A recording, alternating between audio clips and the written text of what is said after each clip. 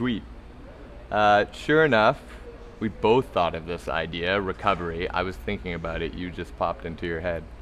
Um, but this really came up with a few people over the past week doing a whole bunch of stuff.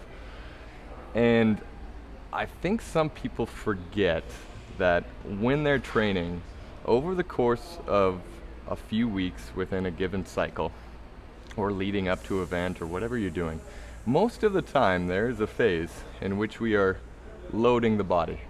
And so there's more and more volume of weight and load and repetitions we're taking on from week to week. And then you think of the strategy you started off with in the first week to recover a certain way. You know, whatever you consider in the realm of recovery, which I usually look at, you know, the little foam rolling you're doing here and there, the nutrition, the water intake, and all those little things that allow you to train the next day feeling awesome, or the day after that. And so you look at your strategy in the first week was to do X amount of work based on what that first week of that cycle told you to do. And then you're about 4 or 5 weeks in, and you might be starting to notice these things build up, which is the training volume. So now, okay, your shoulder's a little bit more achy, you just feel like you're a little bit beat up going into your training sessions.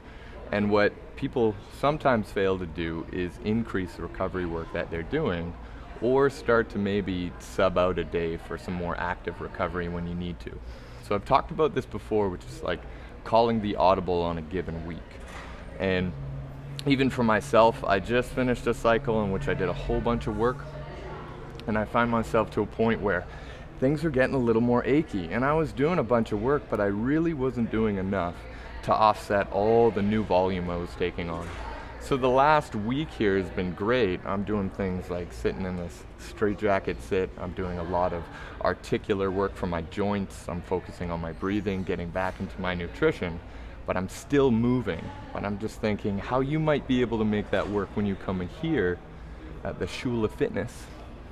When you come into a class, think about for a week, just on your own, cutting your volume in half. It says, hey, I want you to do 80% today, I want you to do 40.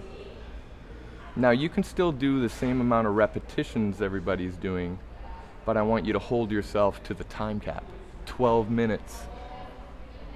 And then we're gonna call it quits. We'll use that 12 minutes, move slower, move in a way that is a little bit easier so that you can allow the body to kind of crawl up from that little undertow. And then from there, you might notice just on that small adjustment for a week or two, you're going to feel the body come back to life. So make sure you're either increasing your recovery as your weeks go by with your training, or at least taking a few weeks or a week or so when it makes sense, maybe every 4 to 6 weeks, maybe every 3 months if you're someone who trains a lot, and just pull back, see how the body feels before you start freaking out and thinking you have some crazy major injuries or anything of the sort. So give that a go, just pull back a little bit. I've talked about this before, it's nothing new, but maybe there's a little strategy for you, and if you don't know, holler at your coach or holler at me, and we'll figure the whole thing out. Sweet.